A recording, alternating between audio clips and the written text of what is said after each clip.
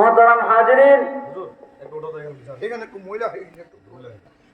যে কথা বলতেছিলাম, এই ঈদুল ফিতরের নামাজ সবাই করে যখন আমরা মসজিদের মধ্যে আর আমরা সিনা বাড়িতে যাওয়ার পর আমরা ঈদ উদযাপন করি, আনন্দ উল্লাস করি।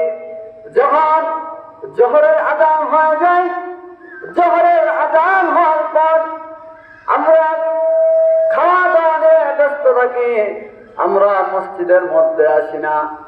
এই যে যদি এমনটি হয়, আল্লাহ রাব্বুল আলামিনকে ভয় করি আর মসজিদের মধ্যে নামাজ পড়তে ভয় করা হলো না। এখন আপনারা যখন ঈদুল ফিতরের নামাজ আদায় করে বাড়িতে যাবেন, যখন জোহরের আযান হবে, যে মসজিদের মধ্যে মানুষ হয়তো 2 থেকে 3 কাতার জোহরের নামাজে আজকে অথবা কালকে 2 দিন 3 দিন পরে ওই এই যে আমরা আল্লাহ যে বললেন আল্লাহ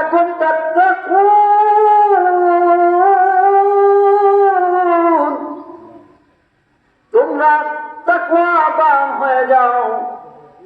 আল্লাহ আমাদেরকে পরহেজগার বানানোর জন্য এই রোজাটা আমাদের উপর ফরজ করেছেন।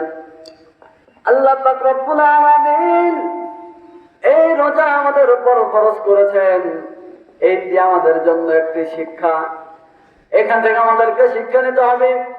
যেমন ভাবে রমাদান মাসে আমরা মিথ্যা কথা বলি নাই। কেন মিথ্যা কথা বলি নাই? আমরা জানি যদি মিথ্যা কথা বলি তাহলে আমার রোজাটা পরিপূর্ণ হবে না। আমি এই সারাটা দিন না খেয়ে থাকবো, আমার তাহলে এই রোজাটা পরিপূর্ণ ভাবে হবে না, আমি পরিপূর্ণ সওয়াব পাবো না। এই যে আল্লাহর ভয়ে আপনারা নামাজ আদায় করেছেন, আপনারা মিথ্যা কথা বলেন নাই, মানুষকে গালিগালাজ করেন নাই, অশ্লীল ভাষায় মানুষকে গালিগালাজ করেন নাই। কেন গালিগালাজ করেন নাই? এইটা আমরা জানি। যদি আমরা অশ্লীল ভাষায় মুখ দিয়ে আমরা গালিগালাজ করি তাহলে আমার রোজাটা পরিপূর্ণ হবে না। বরং আল্লাহ রাব্বুল আলামিন আমাকে পাপ করে আমার গুনাহ হবে, শোনা যায় না তো, আমার গুনাহ হবে।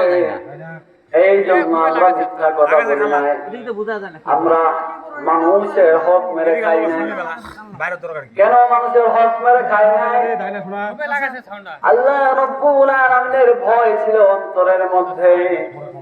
আমি যদি আরেকজনের হকটা মেরে খাই, রমাদান মাসে যদি আরেকজনের হক মেরে খাই, তাহলে আমাকে কাল কিয়ামতের দিন আল্লাহ রাব্বুল আলামিনের কাজ করাই আমাকে আটকা পড়ে যেতে হবে।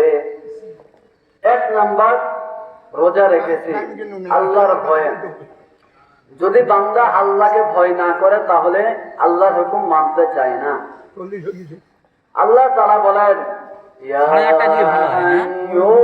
আইয়ুহাল্লাযীনা আমানু তাকুল্লাহ।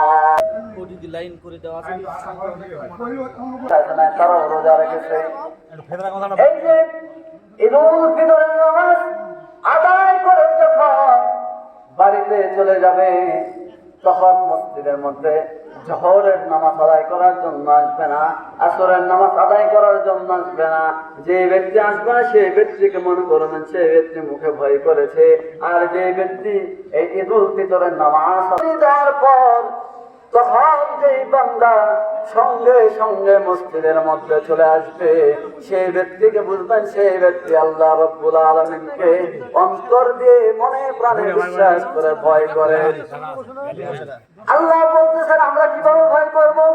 আর 18 মিনিট থেকে হাক্কা তুকাতিহি ওয়া লা তামুতুন্না ইল্লা ওয়া আনতুম মুসলিমুন।